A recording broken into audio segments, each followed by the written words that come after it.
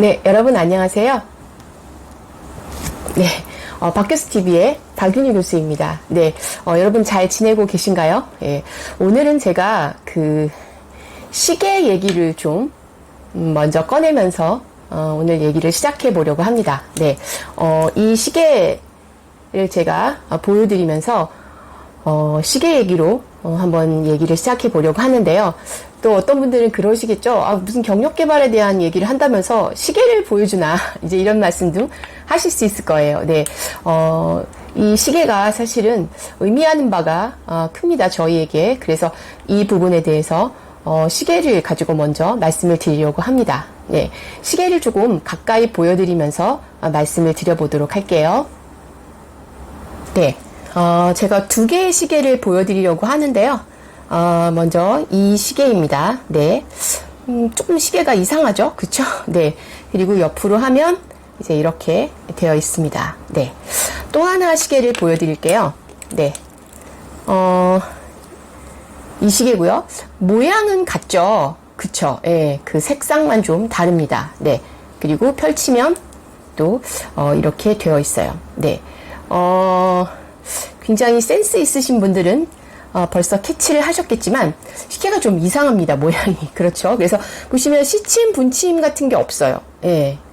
시계를 보면 옆에 이렇게 되어 있고, 이거는 시간을 조정하는 그런 거고요. 그 다음에 또 이렇게 뒤에 이렇게 되어 있고, 그 다음에 이쪽에 이렇게 되어 있고, 두껍기는 합니다. 네, 그리고 이렇게 되어 있어요.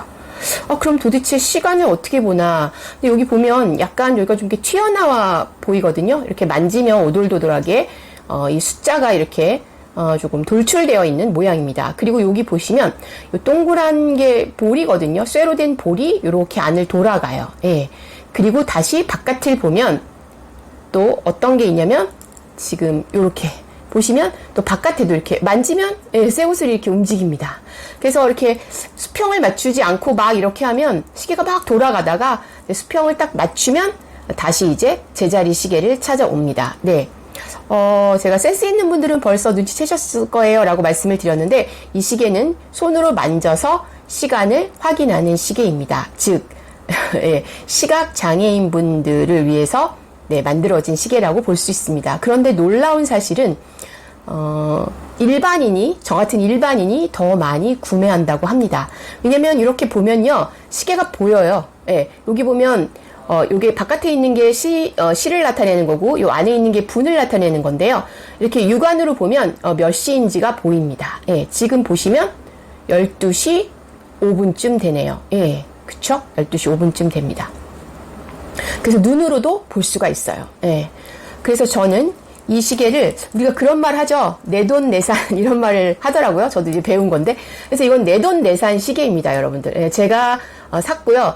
그래서 지금 두 개를 가지고 번갈아 차고 있습니다. 사실 이 시계는 지금 이게 약간 버건디 색상처럼 자줏빛 색상이 도는 시계 줄인데요. 이게 원래는 그 밤색의 가죽줄이었습니다. 근데 약간 가죽이 오염도 되었고, 그 다음에 좀 차니까 너무 남성 시계 같아서 제가 보니까 이 회사를 소개시켜 드릴 텐데, 이제 소개하는 말씀을 드릴 텐데, 들어가 보니까 거기에 다양한 시계줄들도 있어서 제가 요 색상을 구입을 해서 여기다가 교체를 한 겁니다. 네. 그래서 저는 이 두 개를 차고 있는데, 보시면 요거는 조금 새 거죠. 뭐 시계줄을 새로 교체를 해서도 그렇고요. 그 다음에 이제 또 하나 보여드렸던 이 검정색은 조금 어떻습니까? 예, 약간 좀 낡았어요. 이 부분이 되면. 이건 몇 년을 찬 시계거든요. 제가 꽤 오래 찼습니다. 그래서 좀 이렇게 날긋날긋하죠. 예, 가죽줄이. 이건 제가 저희 대학 3학년 학생들 수업에서 수업 교재로 사용하는 시계입니다. 예, 그래서 제가 이 시계에 대한 설명을 하고 이제 학생들한테 이렇게 시계를 돌립니다. 그러면 학생들이 이 시계를 구경을 하고 만져도 보고, 그리고 이제 다시 저한테 이제 돌아오겠죠.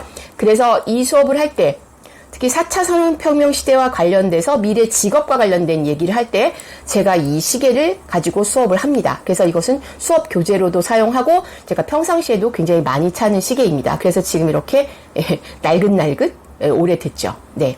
자, 이제 이 시계에 대해서 이 시계 이제 마지막으로 한 가지만 더 설명드리면, 여기 보면 시간 버튼이 있잖아요. 그래서 요거를 이렇게 당겨가지고 이렇게 시간을 이렇게 시하고 분을 동시에 조절할 수가 있게끔 돌려서 그렇게 되어 있습니다. 네.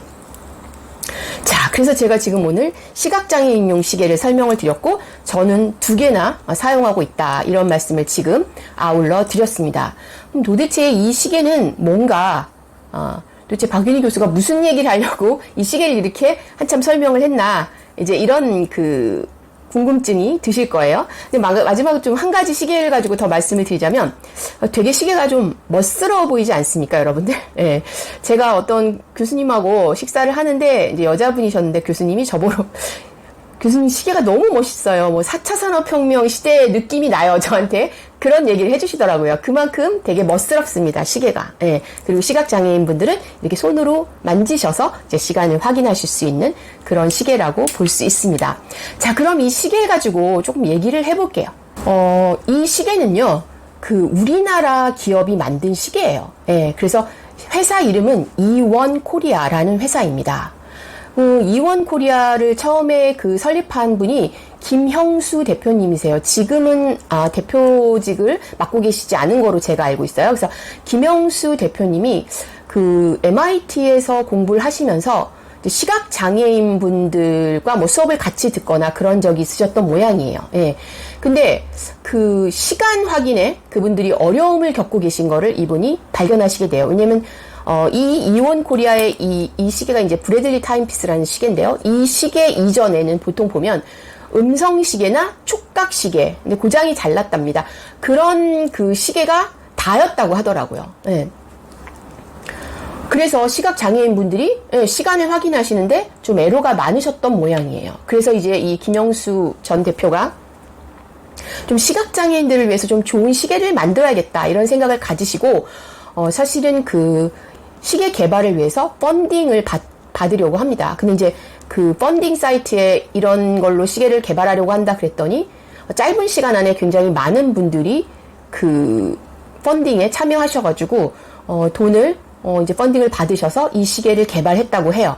근데 이제 또 한 가지는 시각장애인 분들에게 시각장애인용 시계를 개발하려고 보다 보니까 이분들이 시계를 원하는 건 어떤 시계를 원하는가라는 걸 좀 알아봐야 되는데, 이분들이 어떤 생각을 갖고 있냐면, 본인들도 그냥 보통 사람들이 차는 그런 좀 세련되고 멋진 시계를 찰 수 있었으면 좋겠다. 이렇게 얘기를 하시더라는 거예요. 그리고 또, 시각장애인들만이 그런 착용하는 시계가 아니라 일반인들도 함께 착용할 수 있는 어떤 그런 멋진 시계였으면 좋겠다라는 생각들을 가지고 있다는 것을 이분이 알게 돼요. 예. 그래서 이제 그런 것에 포커스를 맞춰서 시계를 개발하게 됩니다. 그래서 제가 처음에 말씀드렸잖아요. 저 같은 일반인이 더 많이 구입해서 사용하고 있다라는 말씀을 제가 드렸었어요.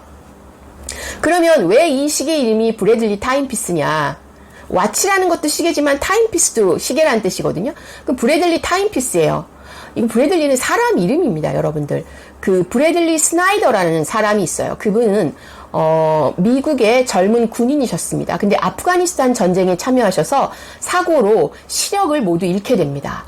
그래서 이분이 그리고 나서 좌절하지 않으시고 열심히 노력하셔서 2012년과 2016년 패럴림픽 수영 종목에 출전하셔서 세계 기록도 갱신하시면서 여러 개의 금메달과 은메달을 획득하십니다. 그러니까 비록 시각장애를 가지셨지만 그것에 굴하지 않고 자신을 도전하고 새로운 것에 도전하고 이런 도전 정신에서 바로 이 브래들리 타임피스라는 것이 유래되었습니다. 네, 그래서 이 시계 이름은 전체가 모델명은 좀 다르지만 이 시계를 그냥 통칭해서 브래들리 타임피스라고 부릅니다.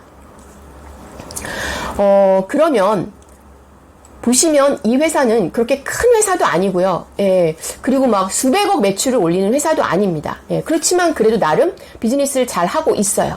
예, 그럼 제가 이 시계를 가지고 저희 3학년 학생들 수업에서 사용한다고 말씀을 드렸잖아요. 그럼 도대체 어떤 의미로 사용을 하는가?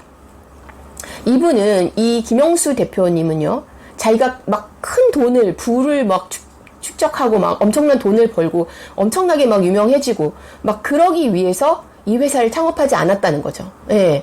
시각장애인들을 어떻게 하면 내가 도울 수 있을까? 그리고 시각장애인들과 일반인들이 함께 할 수 있는 그런 시계를 개발해야겠다.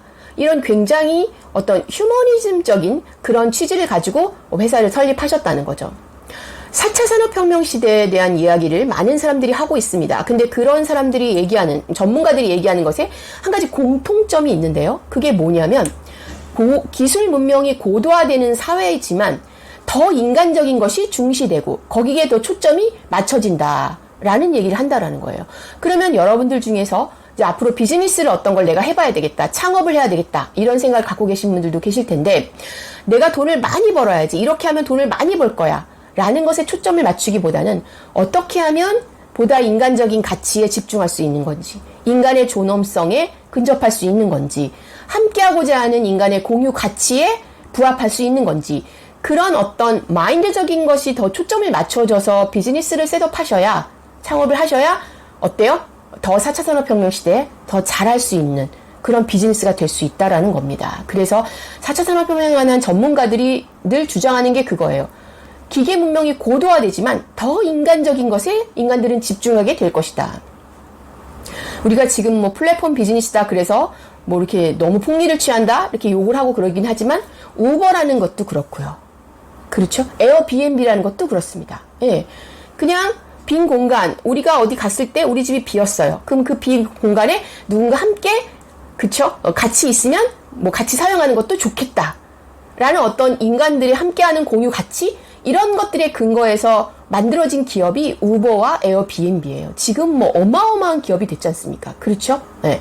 그리고 또 뭐 많이 욕을 먹기도 하고 그러긴 하지만 우리 배달앱 같은 경우도 생각해 보시면 우리가 예전 같으면은 개별적으로 전화를 해가지고 뭐 배달을 받고 그랬지만 어때요? 굉장히 우리의 편의성에 중점을 뒀죠. 그래서 앱을 하나 켜면 개별적으로 어떤 가게에 내가 전화를 걸어서 주문을 하지 않고 그냥 그 앱상에서 한꺼번에 여러 개를 동시에 주문하면서 편리하게 배달을 받아볼 수 있는, 그러니까 인간이 추구하지 않는 편의성 뭐 이런 거에 더 초점을 맞춘 그런 걸 수도 있죠. 예. 그래서 결국은 4차 산업혁명 시대 고도의 기술이 발전된 사회에서도 인간의 존엄성, 인간의 가치, 휴머니즘, 그쵸? 인간의 어떤 공유 가치, 원래 인간은 함께하는 존재잖아요. 사람 인자가 이렇게 함께하게 되어 있잖아요. 그런 것들에 초점을 맞춘 비즈니스를 셋업하신다면 훨씬 더 비즈니스가 성공할 가능성이 높다라는 거죠. 그리고 의미 있고 가치 있는 일을 하게 될 수 있다라는 겁니다. 그런 것의 하나의 예가 바로 지금 오늘 제가 소개를 해드리고 있는 이 브래들리 타임피스, 이원 코리아의 사례가 될 겁니다. 이 내용은 제가 제 책, 당신의 커리어는 안녕하십니까에 짧게 사례로 소개한 책입니다. 그 특이점이 온다라는 책이 있습니다. 이제 번역되어진 책이고요. 이게 번역본의 제목인데요. 레이 커즈와이라는 미래학자가 있어요. 그 사람이 singularity라는 그런 얘기를 합니다. 특이점이라고 표현을 해요. 특이점이라는 것은 뭐냐면 인간의 능력을 뛰어넘는 인공지능이 출현하는 어떤 그런 시점을 singularity라고 얘기를 합니다. 그리고 레이 커즈와일은 2045년을 이 singularity, 그쵸? 기술적 특이점의 시기로 딱 찝어서 전망합니다. 2045년이요. 그러면 뭐예요? 기계의 지능이 인간의 지능을 뛰어넘는다라는 거죠. 근데 이 사람이 또 이런 얘기를 합니다. 미래 사회의 기계들은 비록 생물이 아닐지라도 당연히 생물이 아니죠. 인간적인 면을 갖게 될 것이다. 21세기 말, 금세기 말에는 비생물학적 지능이 인간의 지능보다 수조배만큼 강력할 것이다. 강력해질 것이다. 예. 생물학적 지능이 진화의 우위를 잃어버린다 해도 기계 문명에 비해서 훨씬 떨어진다라는 거죠. 이것이 흔히 우리가 얘기하는 것처럼, 우려하는 것처럼 생물학적 지능의 종말을 의미하지는 않을 것이다. 인간의 문명은 여전히 인간적일 것이기 때문이다. 이렇게 이 사람이 얘기를 합니다. 예. 이게 제가 오늘 말씀드리려는 핵심 포인트예요. 예. 고도의 기계 문명이 설사 인간의 지능을 뛰어넘는다 하더라도 그것은 여전히 인간적일 것이다. 그러니까 이제 내가 어떤 분야의 기계나 기술 문명을 가지고 창업을 해야 되겠다 이런 생각을 갖고 계신 분들이라도 그것의 근본적인 것은 휴머니즘, 그쵸? 인간의 존엄성, 인간적인 가치, 그리고 인간이 서로 함께하는 공유 이런 것들을 바탕에 깔고 있어야 그 비즈니스가 어쩌면 성공할 수 있을지 모른다라는 말씀을 제가 오늘 드리고자 하는 것입니다. 영화 AI라는 그 영화가 있어요. 그 보신 분들 많을 거예요. 거기 소년 로봇이 나옵니다. 예. 이 로봇이 처음엔 엄마의 사랑을 받아요. 그러다가 이 엄마의 진짜 혈육이죠. 아이가 병에서 회복되면서 이제 엄마의 사랑을 점차 잃게 됩니다. 끊임없이 엄마의 사랑을 갈구해요. 그 아이 로봇이. 예. 너무 가슴이 짠하더라고요. 예. 그리고 이 아이 로봇이 이제 생각을 합니다. 이제 감정까지 갖고 있는, 사랑하는 감정까지 갖고 있는 그런 이제 로봇인데요. 자신이 사람이 된다면 이제 엄마가 다시 자신을 사랑해 줄 것이다. 엄마의 사랑을 내가 다시 찾을 것이라는 생각을 합니다. 예. 그래서 끊임없이 엄마의 사랑을 갈구하는 어떤 그런 내용을 담고 있어요. 예. 이것이 바로 오늘 제가 말씀드리려고 하는 것과 일맥상통하는 것이다라고 볼 수 있을 것 같습니다. 그래서 제가 오늘 이렇게 시계 얘기로 이야기를 시작한 것은 여러분들께서 내가 창업을 해야 되겠다. 어떤 기술을 가지고 내가 내 비즈니스를 시작해봐야겠다. 라는 생각들을 혹시 가지고 계신 분들이 많으실 거예요. 그쵸? 그런 분들이라면 그 기저에는 인간의 존엄성, 인간의 가치, 그리고 인간의 공유하려는 어떤 가치들, 휴머니즘 이런 것들을 바탕에 깔고 비즈니스를 시작하시는 것이 좋겠다라는 말씀을 제가 여러 어떤 사례들이나 어떤 학자들의 이야기 이런 거를 가지고 오늘 말씀을 드렸습니다. 네, 그래서 그런 것들을 준비하고 계신 분들이라면 오늘 제가 드린 말씀에 주목하셔서 비즈니스를 조금 더 인간적인 것에 초점을 맞춰서 시작하신다면 훨씬 더 성공하실 수 있는 확률이 높지 않을까. 그래서 유니콘 기업이 되실 수도 있지 않을까라는 말씀을 오늘 드려봅니다. 네, 여러분들 시청해 주셔서 감사합니다. 저는 다음 영상에서 또 뵙도록 하겠습니다.